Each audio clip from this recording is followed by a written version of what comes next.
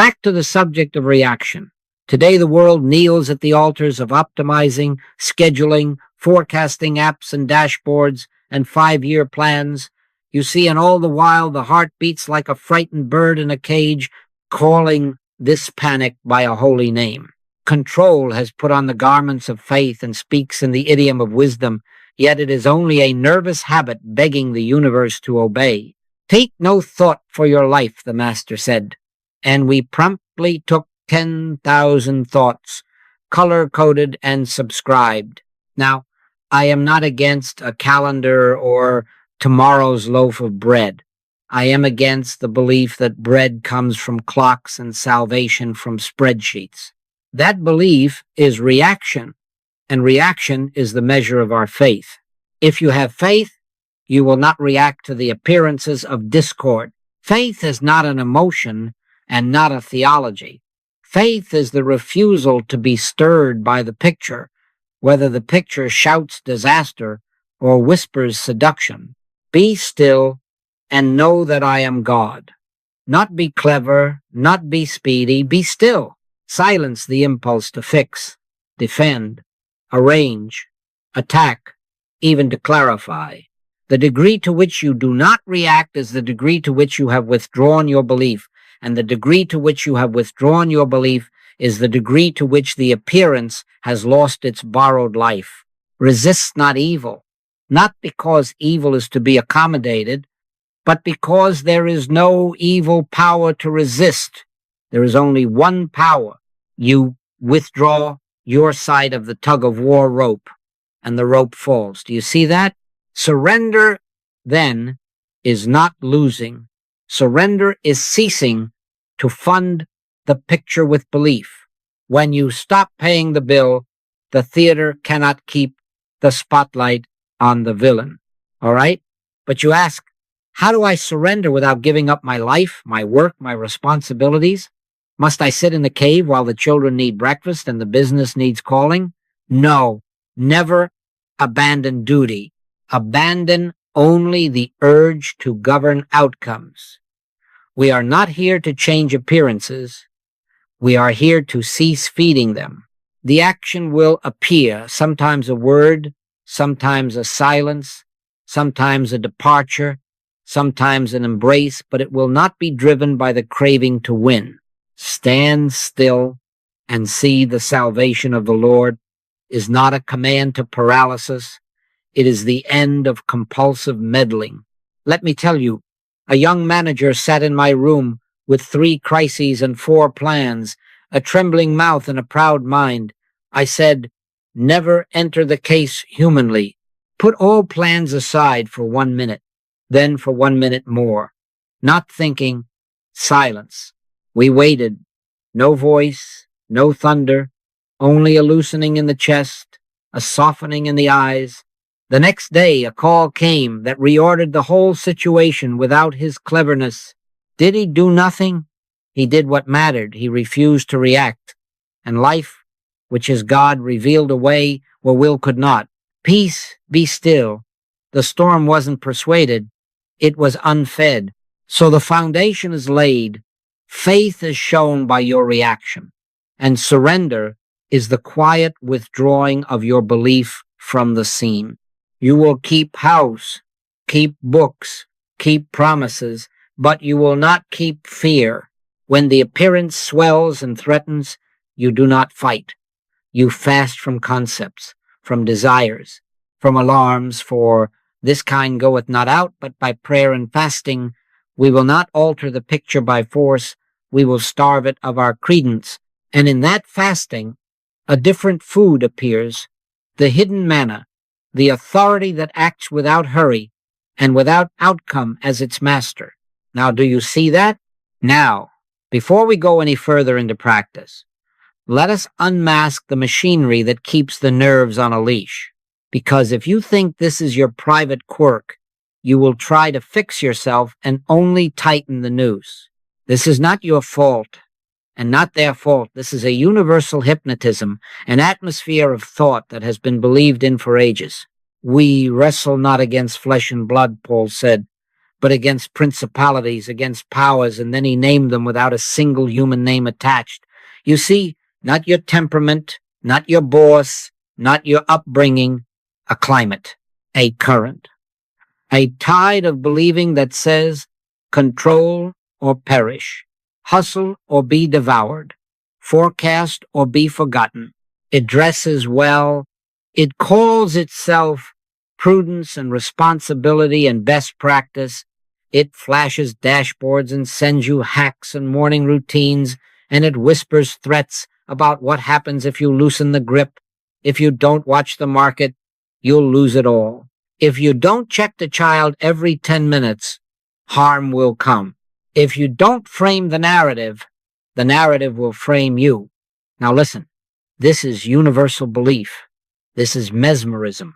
It is contagious, like the old talk about drafts causing colds and germs leaping out of doorways, but it has no law to support it.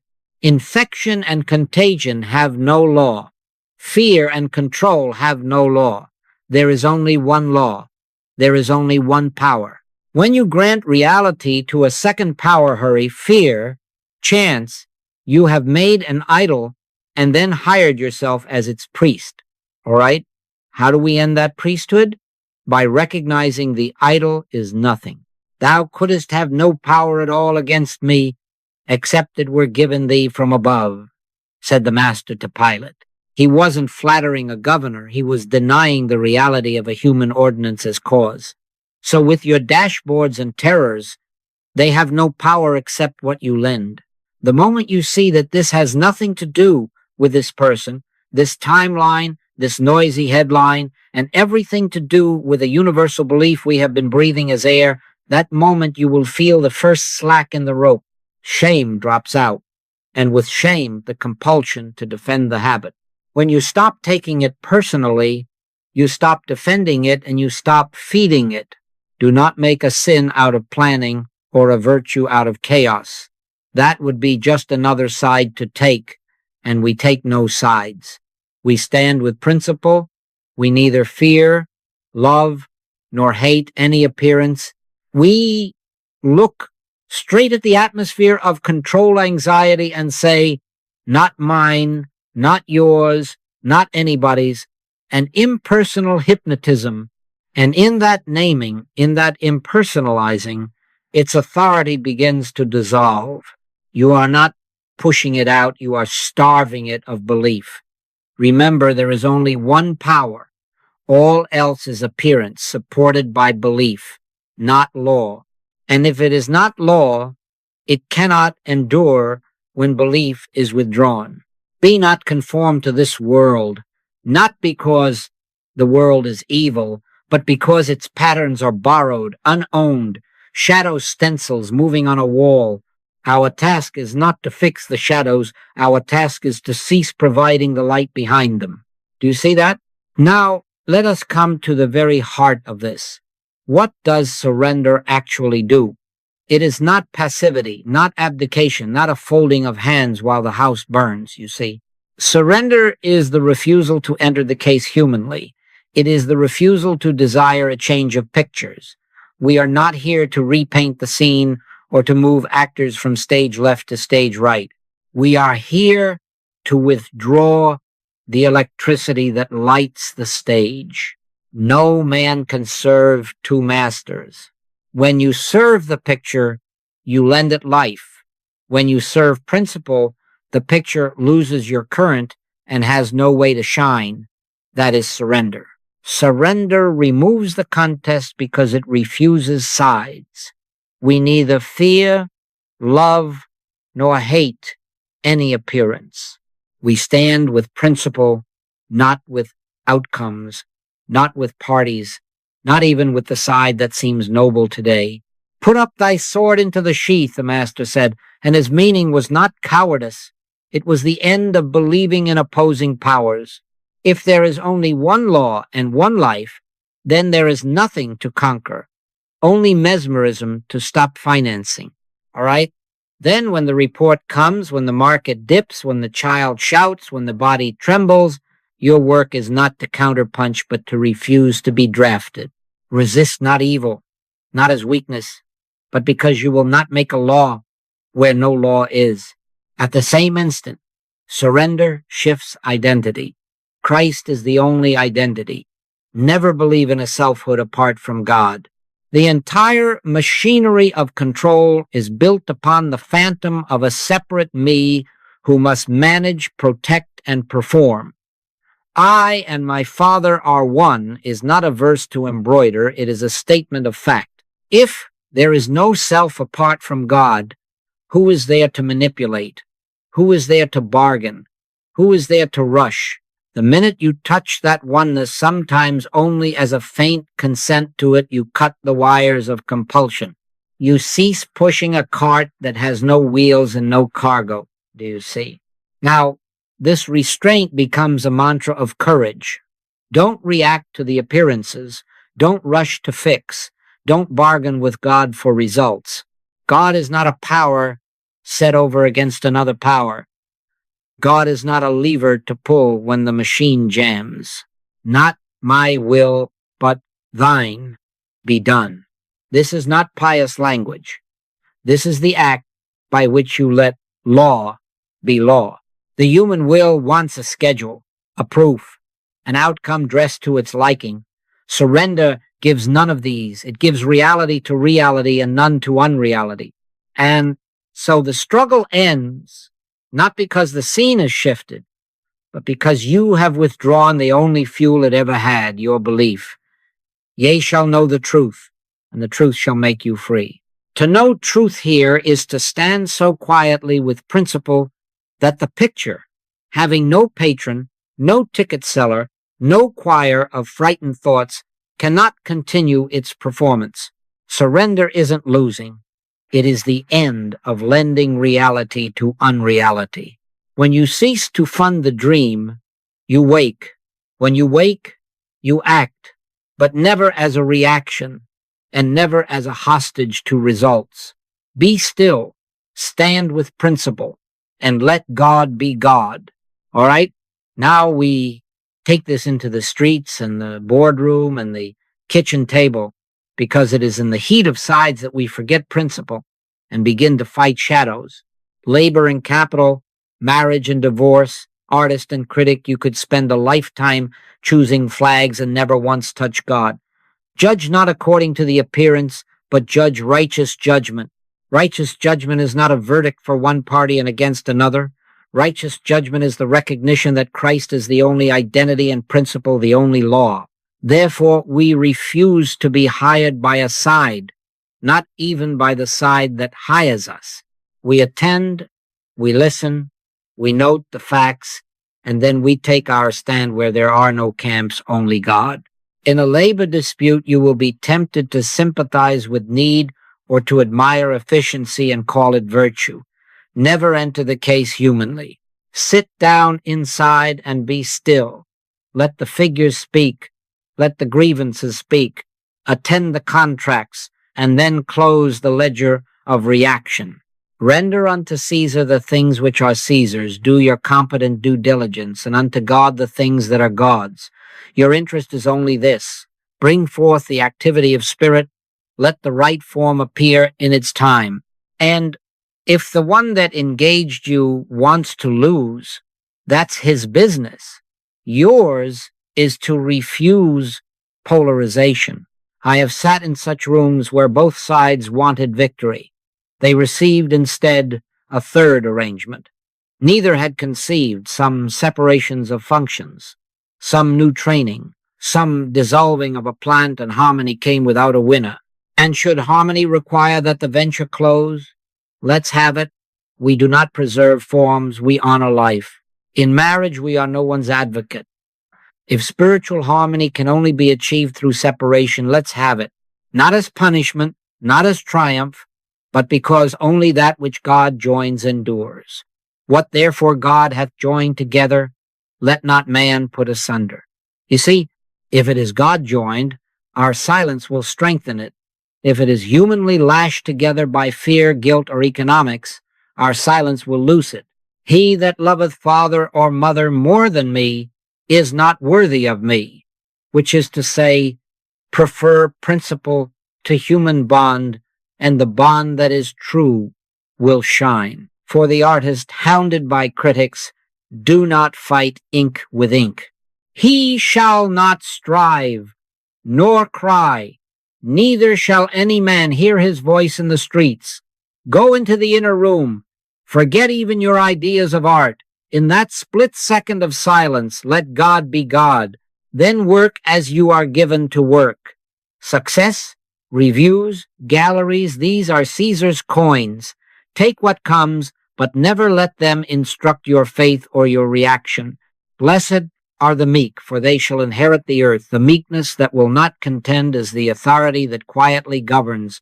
This is leadership. The less you contend, the more principle governs.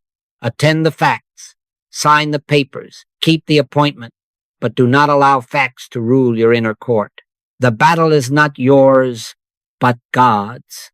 Effectiveness appears when we stand with principle, not with parties, and in that standing, the urge to win gives way to a calm that acts when moved and rests when not moved.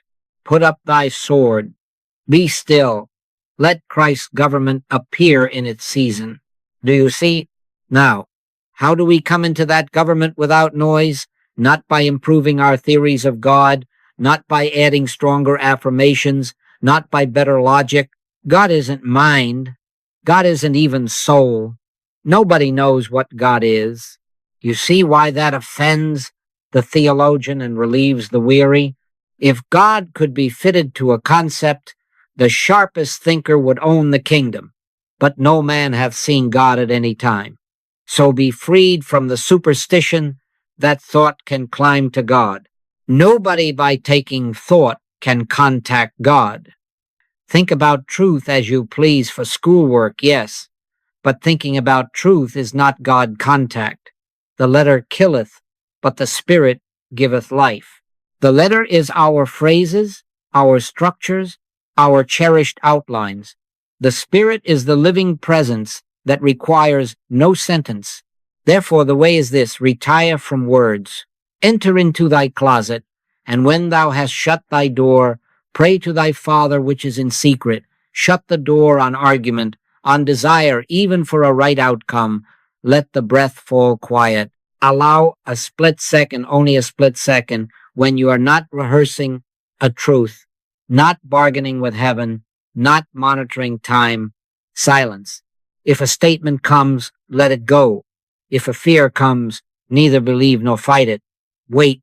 In quietness and in confidence shall be your strength. We are not manufacturing contact. We are ceasing to interfere. And for the stubborn case, for the terror that returns, for the symptom that argues this kind goeth not out but by prayer and fasting. Fasting from what? From words, from human solutions, from the itch to check whether the tide has turned. Sit and fast. When you feel the old phrases climb the throat, fast again. When you feel the hand reach for the phone, fast again. Wait for the click. You know it when it comes because the will loosens, the air inside widens, and there is a sense, not a drama, not a vision, just a sense of presence. Be not afraid. It is I. That is not a sentence you recite to calm yourself. It is a recognition that comes to stillness and dismisses the storm by starving it. A woman in Boston wrote that she had rehearsed 100 truths about supply and was no closer to rent. We agreed to say nothing. Twice a day she sat 3 minutes, then 5, then 10 doors shut, phone off, thoughts allowed to fall like leaves without raking them into piles. On the 5th day, the I announced no statement but a calm, and in that calm came an impersonal thought to write a letter long delayed. No miracle, no fever. She wrote, a forgotten invoice was paid, the rent met itself. Did the letter do it? No. I, God, am the solution to all problems, not an improved thought about God, but the felt contact in silence that dissolves the compulsion to manage, and then the next human footstep appears as if it had always been there. Now, understand, silence is not passivity, it is authority without strain. In that split second, the reins pass out of the hands of the little manager. You may be moved to call, to walk away, to sign, to wait. The act will be clean because it is not driven by outcome, neither in this mountain nor yet at Jerusalem, but in spirit and in truth. Make a habit of these small retreats, 1 minute at the desk, 1 minute in the parked car, 1 minute before the meeting, and let the habit mature you. Forget even the truths you love. Let truth have you. Be still. Wait for the click. When it holds you, do not try to hold it. And when it passes, bless it, and go about your business in the quiet knowledge that the door which control could not open has been opened from within. Do you see? Now we must face the tyrant of clocks, because after you taste even a second of that inner hush, the old manager sneaks back with a stopwatch and says, "All right, but how soon?" Don't look at your demonstration day by day. Do not lift the seed every morning to see if it has sprouted. You tear the rootlets each time you peek. He that believeth shall not make haste. Faith has no nervous calendar. Ripening is invisible until it is not. To everything there is a season, and nothing sweetens because you scold the sun or scold yourself. No fruit is hurried to sweetness. Let maturity bring to light. I know how the nerves want milestones. Cancel the dashboards. Cancel the self-judgments that chart your so-called progress like shares on an exchange. Detachment is not neglect, it is trust. But let patience have her perfect work, that ye may be perfect and entire, wanting nothing. Patience is not passive. It is a fierce refusal to cook the dough with a blowtorch.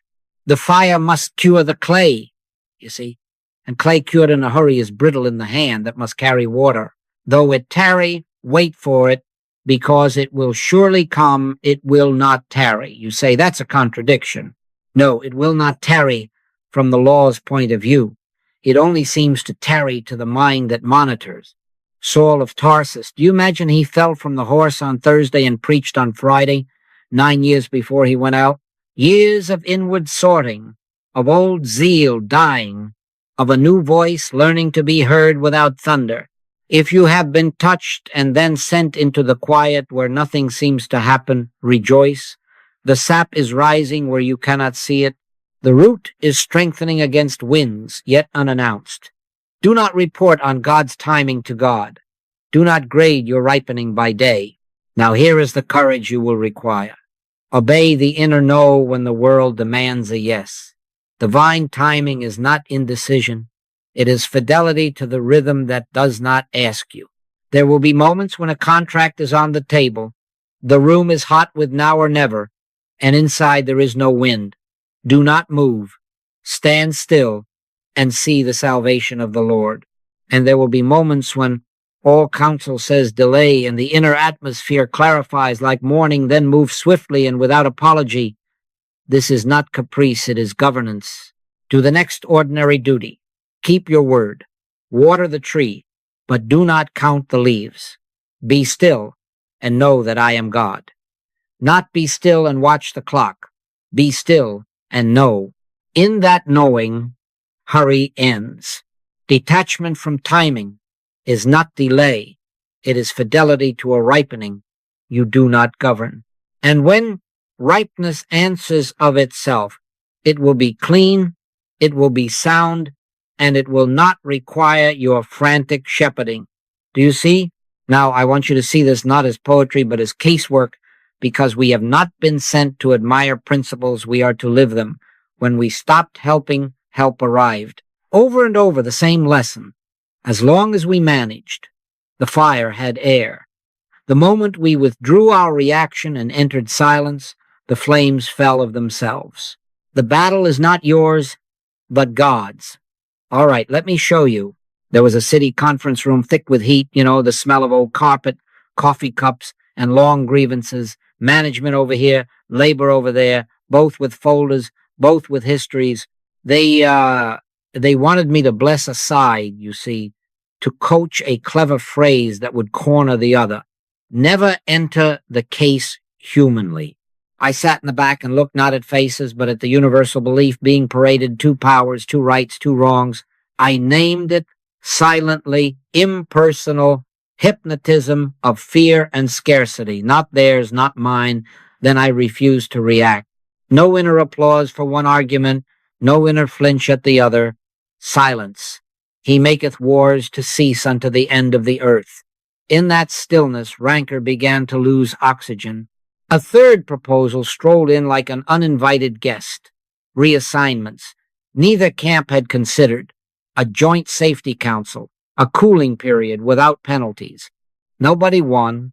And harmony, which is God's business, appeared in a form fit for the day. Did I negotiate? No. We starved the quarrel of our belief in it, and when we stopped helping the picture, help could be recognized. In another case, a husband and wife came with eyes like flint. Each wanted me to sanctify their plan. I would not. We are not advocates for persons. We stand with principle. What therefore God hath joined together, let not man put asunder. And also, he that loveth father or mother more than me is not worthy of me. Prefer principle above the bond, and the bond that is of God will stand. We sat in silence. No counsel, no scripture even. For a while, only the fasting from desire for a particular outcome. Do you see? Within weeks, they separated, not as enemies, but with a tenderness that surprised them both. 1 year later, they wrote, harmony had reappeared as a peaceful co-parenting and a clean livelihood for each. Was that a failure of marriage? No. That was the release of a human knot so that God-joined peace could take a different form. Our silence did not save a picture. It saved their souls from bitterness.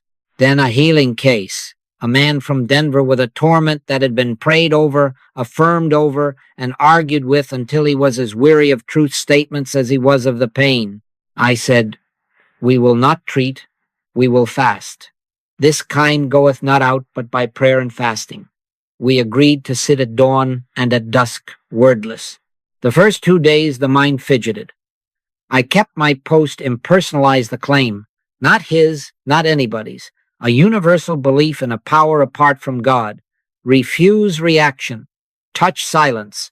On the third morning, the click, no drama, no speech, only that widening within. Be of good cheer, it is I. Be not afraid. The man called that afternoon. The pressure had lifted as quietly as a cloud moving off a hill. Did we fix a body? No.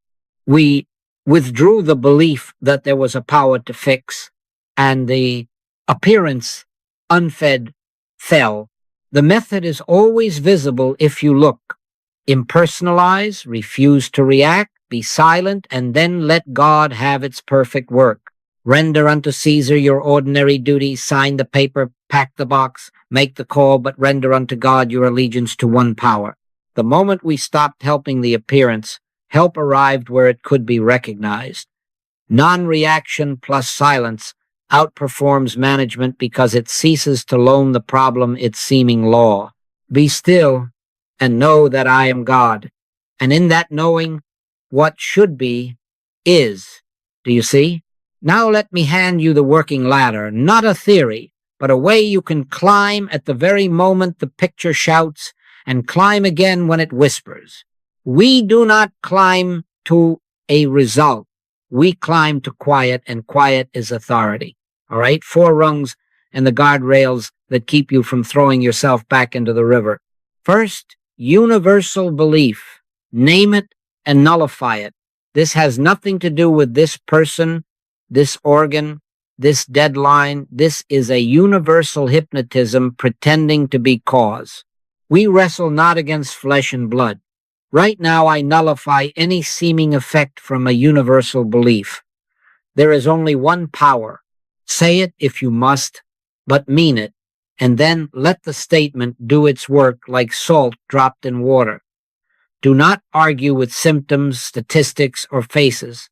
You are removing person and placing mesmerism where it belongs, impersonal, powerless, without law. You see, The rope slackens the instant you stop pulling on the personal end. Second, theology. Drop the idol of a power God who can be persuaded by your finest phrases. God is not power set against another power. God isn't mind. God isn't even soul. Nobody knows what God is. Don't turn to God for anything. Turn to God alone. We are not asking God to fix the image. We are consenting to the presence that is before image, beneath image, and untouched by image. The letter killeth, but the Spirit giveth life. Let the letter fall from your hand. This is the refusal to bargain, the refusal to purchase outcomes with prayers. Third, personal clinging. Lay it down. The demand that this form be saved, that that contract be signed, that this body look thus, lay it down. If it must pass, let's have it. He that loveth father or mother more than me is not worthy of me. Prefer principle above the bond, and the bond that is of God will stand. The rest will pass without your bitterness. Never try to improve the picture. Always be willing to let God deal with the appearances. Render unto Caesar your honest duties. Render unto God your trust in one law. Fourth, prayer and fasting. Withdraw words, withdraw will, and wait for the click. Enter your closet. Shut the door on sentences, on checking, on timing. In quietness and in confidence shall be your strength. This kind goeth not out, but by prayer and fasting, fasting from managing, from measuring, from reporting to God. When the inner air widens and the strain lets go, do nothing to hold it. Let silence certify the contact. Be of good cheer. It is I. Be not afraid. Guardrails, never enter the case humanly. Never take sides, even the side that hires you. Never improve the picture. Never hurry the ripening. Climb the rungs as often as needed and stop at the top. God contact, not better concepts. Then go about your business in the quiet that acts when moved and refuses to be driven by outcomes. Do you see?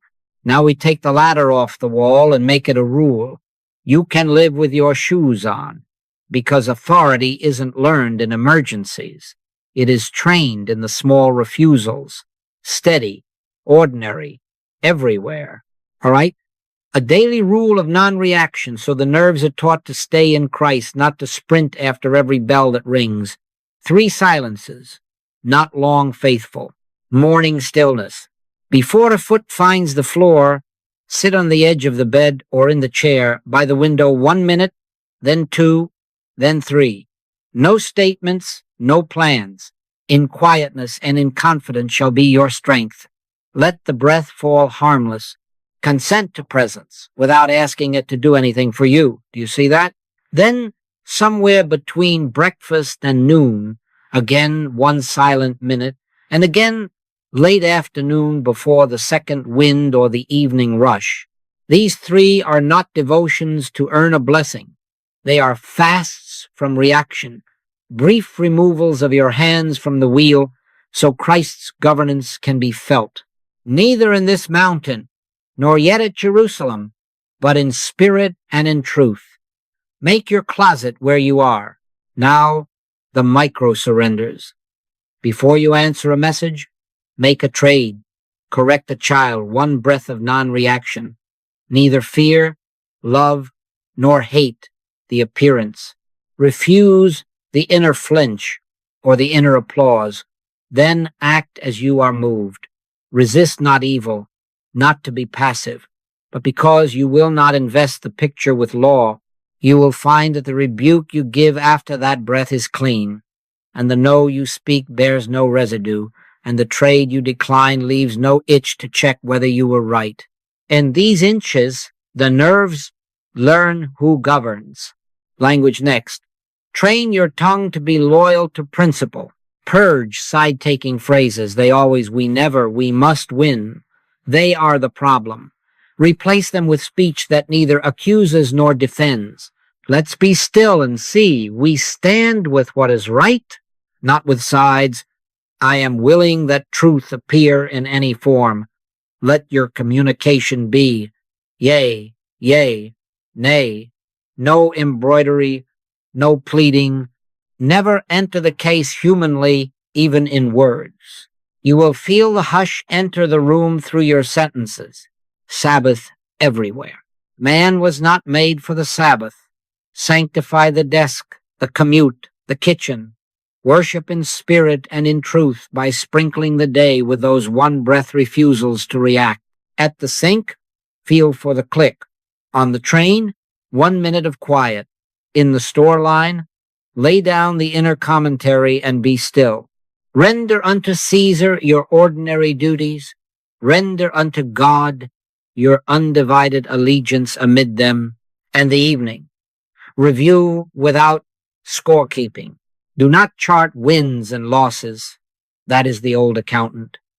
Bless the places you stumbled by withdrawing belief from them. Bless the places you were kept. Cast thy burden upon the Lord.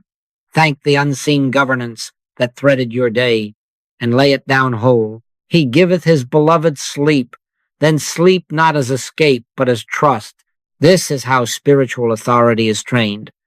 Not in grand gestures, but in the common breath that refuses to be drafted by appearance.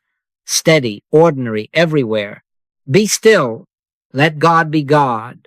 And the quiet you have practiced will become a law in you that acts without being driven by outcomes. Do you see? All right, now we must seal this not with a flourish, but with a naming. Never believe in a selfhood apart from God. Christ is the only identity. If you are governed from within, you are not self-governed, you are God-governed. Do you see that? The manager who measured and hustled has been relieved. The inner court is no longer a debating hall. I and my Father are one. Take this not as embroidery, but as jurisdiction. From this hour you refuse to recognize a me set over against God, a me that must get, arrange, and win. The government is upon his shoulder, and that shoulder is within you as quiet law. There will be a cost, and it is your freedom. If you are not willing to leave mother, brother, sister, father, for my sake, you will clutch forms and call it loyalty. You will cling to the house, the role, the reputation, the opinion, and those cords will bind you to the old manager. Let go and live. He that loveth father or mother more than me is not worthy of me. This is not a charter for coldness. It is a charter for truth. Prefer principle over every bond, and the bonds God has joined will shine. The rest will pass without bitterness. If separation is the form harmony must take, let's have it. If reconciliation is given, let's have it. We honor life, not pictures. Here is your paradox resolved. The more you surrender, the stronger your presence. Quiet steadies rooms that arguments never could. He shall not strive nor cry, neither shall any man hear his voice in the streets, and yet his touch moves history. Non-reaction is not vacancy, it is weight. You will find that a still man bends the meeting without lifting a finger, that a gentle no closes doors, only confusion was entering, that a simple yea opens ways for which there was no plan. Not by might, nor by power, but by my spirit. Be that atmosphere. Detach now from outcomes. Let maturity bring to light. Do your honest duty, render unto Caesar the figures, the phone calls, the appointments, but render unto God your refusal to grade the day. If the one that engaged you wants to lose, that's his business. Yours is to stand with principle without strain. He that believeth shall not make haste. You will not watch the seed and call it faith. You will not threaten heaven with deadlines and call it prayer. Let God have its perfect work. So here is the commission. Be still in Christ, neither rush nor resist. When you are moved, move cleanly. When you are not moved, be unembarrassed to rest. Forget even the truths you love when the click comes. Let truth have you. Stand still and see the salvation of the Lord. Be still and know that I am God. If the case is stubborn, fast from words and wait. This kind goeth not out but by prayer and fasting. Walk out unworried. Your work is not to keep the world spinning. Your work is to yield the world to God. And as you do, you will find the highest inner authority already enthroned, acting without hurry, correcting without hurt, and governing without noise. Do you see? Go in this quiet and let the law within you be the only law you obey